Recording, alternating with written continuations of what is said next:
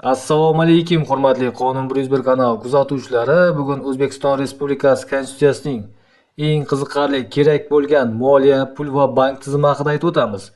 Konstitutsiyamizning 147-moddasida O'zbekiston Respublikasi o'zining yagona moliya, pul va bank tizimiga ega.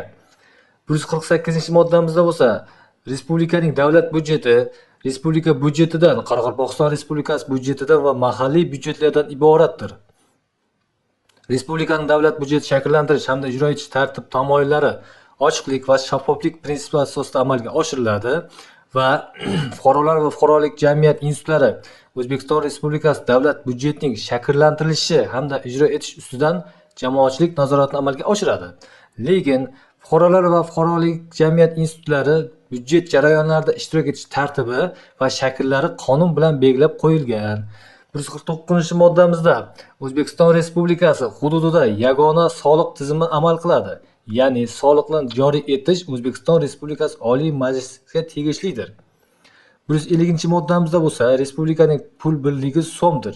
Ya'ni respublikamizda so'm O'zbekiston Respublikasining butun hududida yagona cheklanmagan qonuniy to'lov vositasi hisoblanadi.